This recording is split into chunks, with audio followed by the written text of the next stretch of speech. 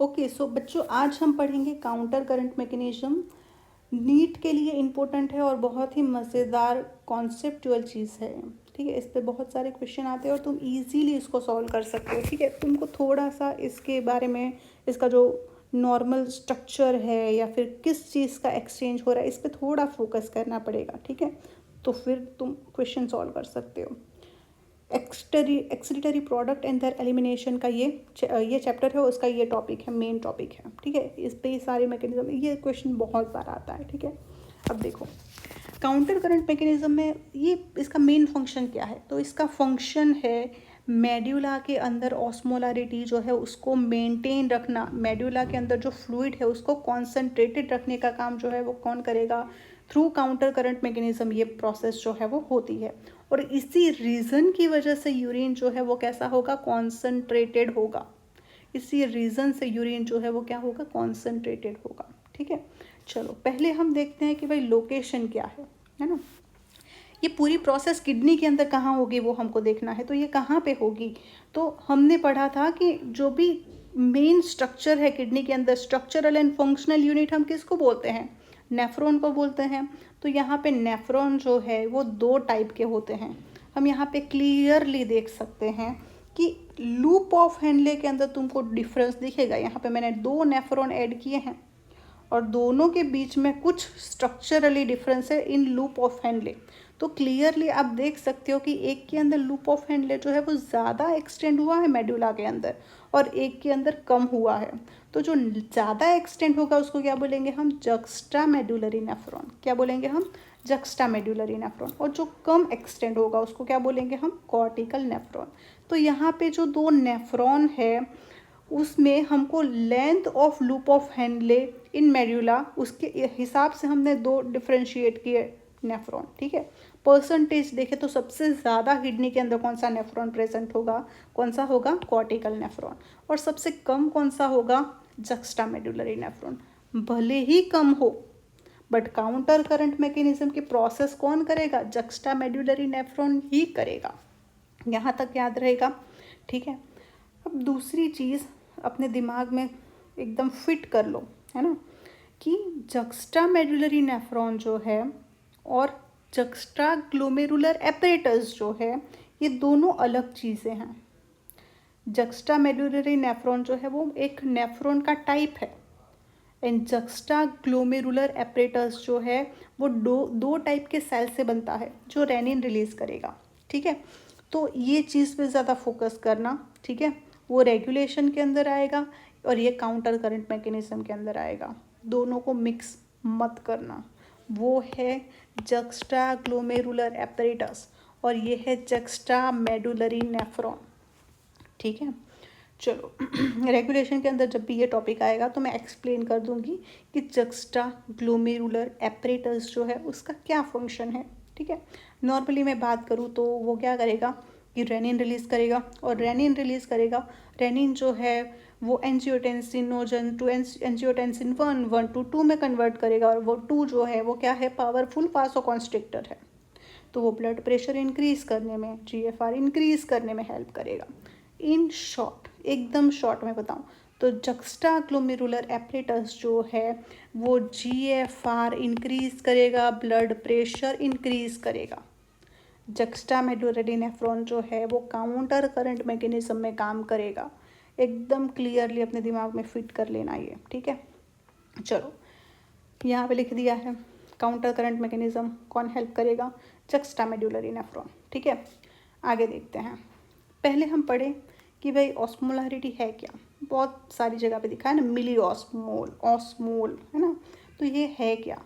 जैसे कि यहाँ पे लिखा है the measure of solute concentration in dissolve solution. जैसे कि मेरे पास यहाँ पे एक बीकर है। ठीक है, बीकर के अंदर क्या है? पानी है।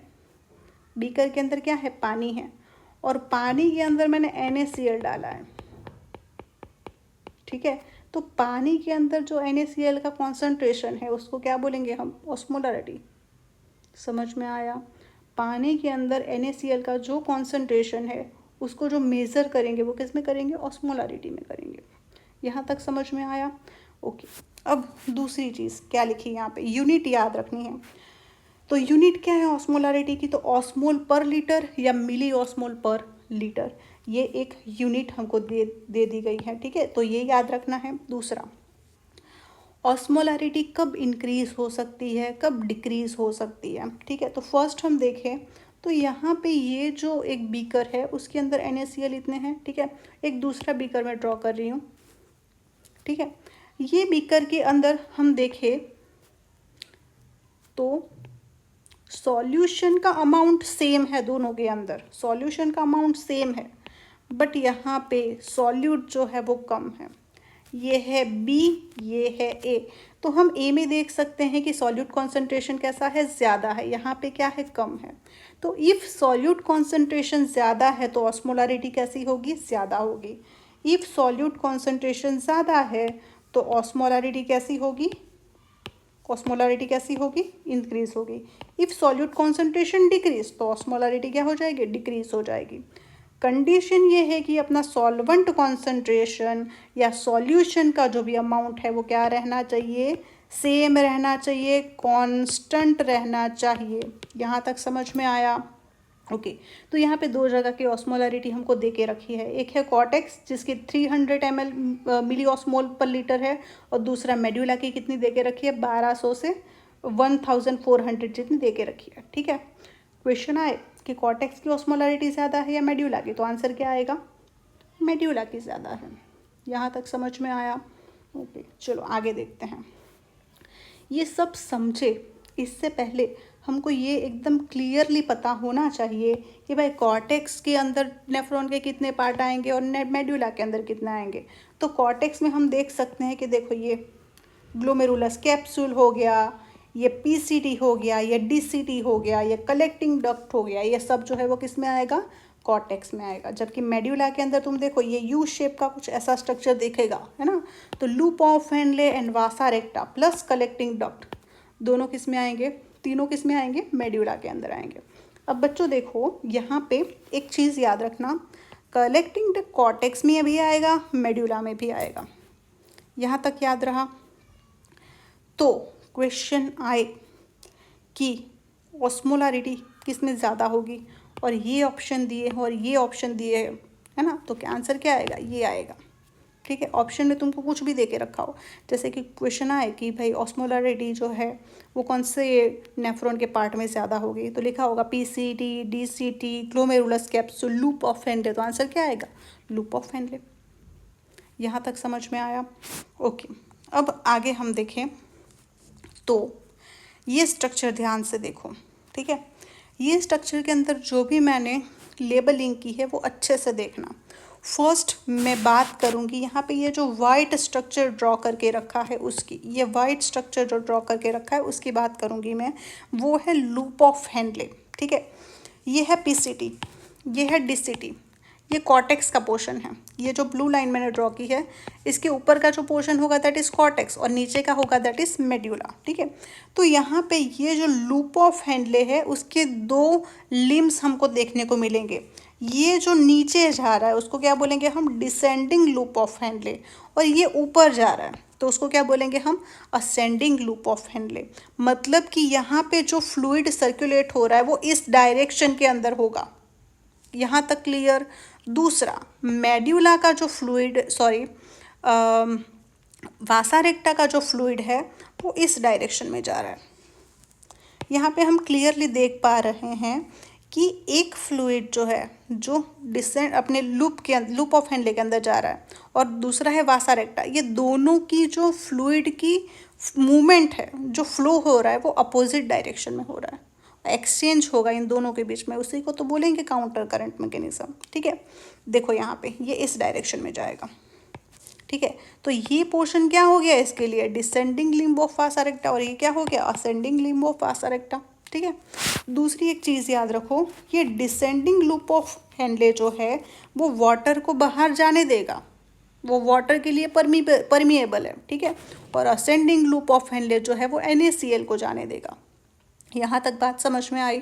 ओके अब आगे देखते हैं। देखो यहाँ पे मैंने ऑस्मोलारिटी लिखी है, कितनी है, 200, 300 जितनी होगी, ठीक है, किसके अंदर, कॉर्टेक्स के अंदर। बट जैसे ही हम अंदर जाते हैं तो मेड्यूला के अंदर जो फ्लूइड प्रेजेंट होगा उसकी ऑस्मोलिटी, हम जैसे डीप में जाएंगे, अंदर जाते जाएंगे, इनर पोर्शन में जाते जाएंगे, वो इंक्रीज होती जा रही है। 1200 जितनी हो गई है। इनर पार्ट ऑफ मेड्यूला जो है उसके अंदर ऑस्मोलारिटी जो है वो हाईएस्ट होती है, ठीक है। अब मानो कि तुम ऐसे ग्रुप, ऐसा तुम्हारा फ्रेंड का ग्रुप है जो बहुत ही ज़्यादा टॉकेटिव है, ठीक है। तुमको ऐसे ग्रुप में अपना भी पहचान बनानी हो, तुमको भी उस ग्रुप में इन्वॉल्व होना है, तो तुमको भी ऐसे बातें करनी पड़ेगी, है ना। तुमको भी ऐसे होना पड़ेगा जैसे तुम्हारे दोस्त है, ठीक है, तभी तो तुम्हारी अच्छी सी वाइब बनेगी उधर। तो वैसे ही यहाँ पे इफ़ कोई फ्लूइड जो है वो कॉर्टेक्स टू मेड्यूला जा रहा है तो उस फ्लूइड को भी ऑस्मोलारिटी उसके हिसाब से करनी पड़ेगी। वो मेड्यूला के एरिया में है तो मेड्यूला जैसा फ्लूइड जो भी ऑस्मोलारिटी है उसकी फ्लूइड की ऐसी होनी चाहिए, ठीक है। तो यहाँ पे क्या होता है कि जब भी फ्लूइड, यहाँ पे फ्लूइड जो है ना, फिल्ट्रेट बोलेंगे हम इसको, फिल्ट्रेट, जो पीसीटी से कहाँ पे आएगा, लूप ऑफ फेंडले के अंदर आएगा, उसकी भी ऑस्मोलारिटी कितनी होगी, 200 होगी।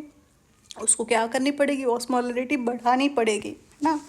ऑस्मोलारिटी जो है वो हम कैसे बढ़ा सकते हैं, कैसे बढ़ा सकते हैं ऑस्मोलारिटी? या तो मैं जो भी सॉल्यूट है वो ज़्यादा कर दूँ, है ना, वो कर सकती हूँ, या तो मैं वाटर निकाल दूँ, वाटर रिमूव कर दूँ। ये तो परमिएबल है ही, डिसेंडिंग लूप ऑफ हेनले, तो मैं क्या करूँगी, यहाँ से वाटर रिमूव करती जाऊँगी। जैसे ही वाटर रिमूव होता जाएगा ऑस्मोलारिटी इंक्रीज होती जाएगी, क्योंकि सॉल्यूट इंक्रीज हो गया, वाटर रिमूव हो गया तो सॉल्यूट इंक्रीज हो जाएगा, ठीक है। अब देखो, ये तो उसको तो बाहर भी जाना है, डीसीटी में जाएगा, डीसीटी तो लेस ऑस्मोलारिटी है उसकी, तो उसको यहाँ पे क्या करना पड़ेगा, तो यहाँ पे वो क्या करेगा, अपना असेंडिंग लूप ऑफ हेनले तो NaCl के लिए परमिएबल था, तो NaCl में रिमूव कर दूंगी तो सिर्फ वाटर ही रहेगा। तो जब भी बाहर जाएगा तो फिल्ट्रेट कैसा हो जाएगा, डाइल्यूटेड हो जाएगा।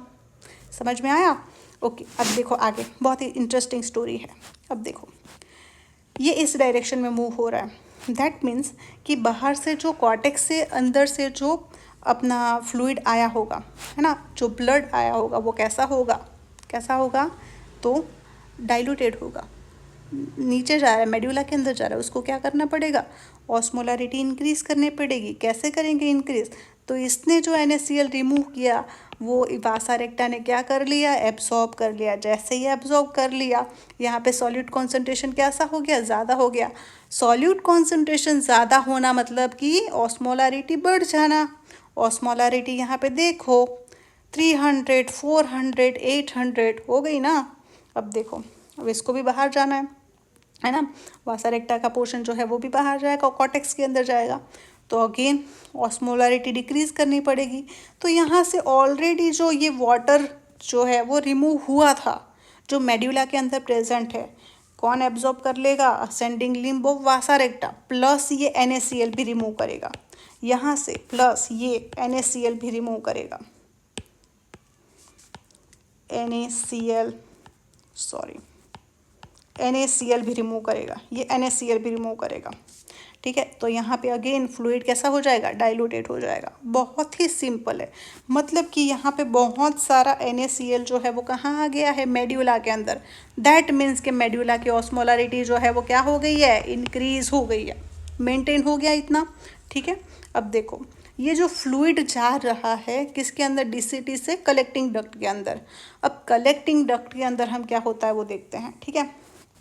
तो यहाँ पे हम क्लियरली देख सकते हैं कि वही आगे की जो बात है वो मैंने लिखी है कि how to increase osmolarity, how to decrease osmolarity, ठीक है। जो मैंने समझाया वही पॉइंट है यहाँ पे कि रिमूवल ऑफ वाटर से ऑस्मोलारिटी जो है वो क्या हो जाएगी, इंक्रीज हो जाएगी, एडिशन से डिक्रीज हो जाएगी, किसका, सॉल्यूट का, ठीक है।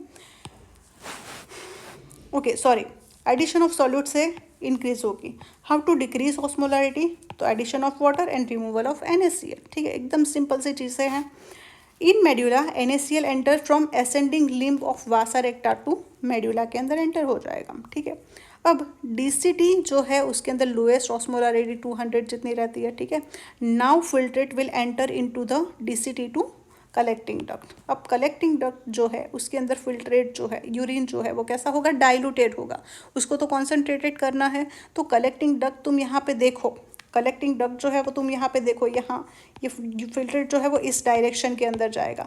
जब ये इस डायरेक्शन के अंदर जाएगा, ठीक है, तो ये मेड्यूला से पास होगा। कहाँ से पास होगा, मेड्यूला। मेड्यूला कैसा है, मेड्यूला कैसा है, कॉन्सेंट्रेटेड है, ठीक है। तो जब कॉन्सेंट्रेटेड होगा तो वाटर बैलेंस करने के लिए कहाँ जाता है, बाहर जाता है। तो वाटर जो है वो क्या हो जाएगा, रीएब्जॉर्ब हो जाएगा। जब वाटर रीएब्जॉर्ब हो जाएगा तो यूरिन कैसा हो जाएगा, कॉन्सेंट्रेटेड हो जाएगा। समझ में आया। तो ये पूरी मैकेनिज्म हमने क्या किया कि मेड्यूला का कॉन्सेंट्रेशन इंक्रीज़ किया ताकि वाटर जो है वो रीएब्जॉर्ब हो सके और यूरिन जो है वो कैसा फॉर्म हो, कॉन्सेंट्रेटेड फॉर्म हो, ठीक है। दूसरा, अब यहाँ पे वाटर जा रहा है सब मेड्यूला के अंदर, तो फिर डाइल्यूटेड कंडीशन हो जानी चाहिए। तो इसको सिंपल वे में जो भी अपना कलेक्टिंग डक्ट जो है वो इसको ऐसे मेंटेन करता है। क्या करता है वो, तो यहाँ पे H2O के साथ और एक चीज़ रिमूव करता है, एक्सीक्रीट करता है एक्चुअली, उसको हम बोलेंगे यूरिया। यूरिया क्या करेगा, अगेन कॉन्सेंट्रेशन नॉर्मल कर देगा। भले ही तुम वाटर ऐड करो मेड्यूला के अंदर, यूरिया साथ में जा रहा है तो अगेन कॉन्सेंट्रेशन जो है वो कैसा रहेगा, मेंटेन रहेगा। ऑस्मोलरिटी कैसी रहेगी, ज़्यादा रहेगी। समझ में आई ये बात। तो ये यहाँ पे मैंने लिखा है ये, तो एक बार देख लेते हैं। Now filtrate will enter into the DCT to collecting duct, ठीक है। Reabsorption of water, urine concentrated can make medulla diluted to maintain osmolarity. Collecting duct release urea, ठीक है। तो ये बहुत ही मस्त टॉपिक था, जल्दी जल्दी समझ में आ गया होगा आपको।